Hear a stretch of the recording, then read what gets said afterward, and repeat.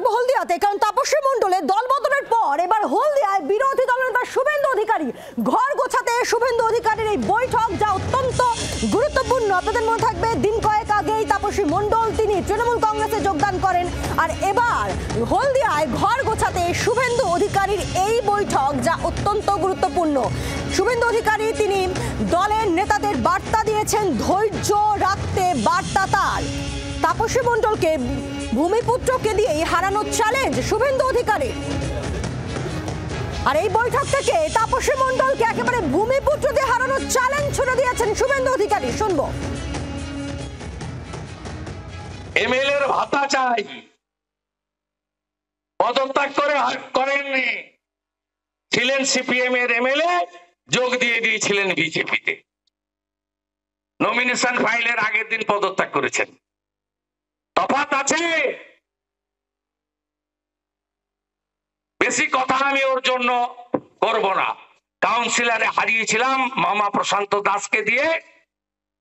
হলদিয়ার কোন ভূমিপুত্র ভূমিকন্যাকে দিয়ে বিজেপি আপনাকে হারাবে, বিজেপি আপনাকে হারাবে, বিজেপি আপনাকে হারাবে, বিজেপি আপনাকে হারাবে।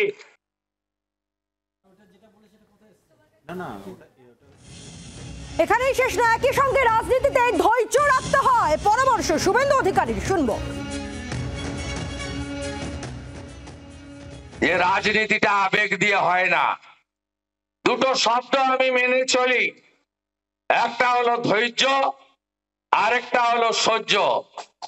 ধৈর্য এবং সহ্য যারা রাখতে পারবে, রাজনীতি এবং আগামী দিন তাদের জন্য মসৃণ থাকবে। না পেলে বেরিয়ে যাবে। অত্যন্ত গুরুত্বপূর্ণ। তাপসী মণ্ডলের দল বদলের পরই একেবারে হলদিয়াতে শুভেন্দু অধিকারীর বৈঠক, ঘর গোছাতে এই বৈঠক, এমনটাই মত রাজনৈতিক কারবারিদের। আর এই বৈঠকে একেবারে তাপসী মণ্ডলকে ভূমিপুত্রকে দিয়ে হারানোর চ্যালেঞ্জ ছুড়ে দিয়েছেন শুভেন্দু অধিকারী, এবং একই সঙ্গে ধৈর্য রাখতে হবে বার্তা শুভেন্দু অধিকারী। আপনাদের মনে থাকবে যে গত কয়েকদিন আগেই তাপসী মণ্ডল তিনি বিজেপি থেকে তৃণমূল কংগ্রেসে যোগদান করে, এবং তারপরে একেবারে তৎপর বিরোধী দলনেতা শুভেন্দু অধিকারী এবং হলদিয়াতে তার এই বৈঠক।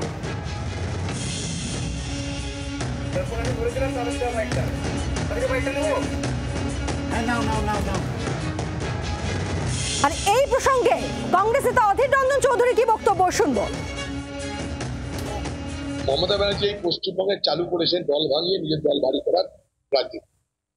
এর আগে কংগ্রেসকে করেছে, কারণ কংগ্রেসের এমএলএ ছিল।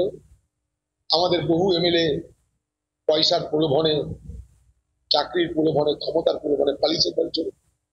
মমতা ব্যানার্জি কখনো কিন্তু নৈতিকতার পরিচয় দিয়ে এটা বলেনি যে যারা অন্য দল থেকে আমাদের দলে যোগদান করছো তাদেরকে নির্বাচনে অংশগ্রহণ করার পর জিতে আসতে হবে, এ কথা কিন্তু তৃণমূল নেতৃত্ব বলে। এখানে নীতি নেই, আদর্শ নেই, কোন রাজনীতি সততা নেই। এটাই বাংলা, দিদির বাংলা।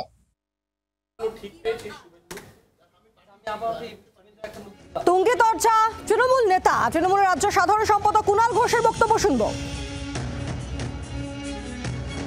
হলদিয়ার বিধায়ক, সেই মাননীয় বিধায়ক এবং ওনাদের সাংগঠনিক জেলা সভানেত্রী যিনি ছিলেন, তিনি বলেছেন এই বিজেপিটা বাংলার পক্ষে ক্ষতিকর, এই নেতাদের ভাবনা চিন্তা সমাজের পক্ষে ক্ষতিকর।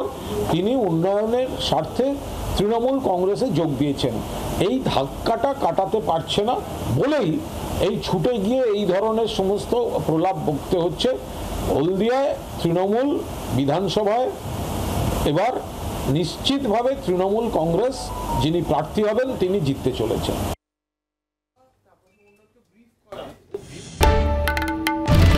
বাংলার আওয়াজ, বাঙালির আবেগ, জি 24 ঘন্টা।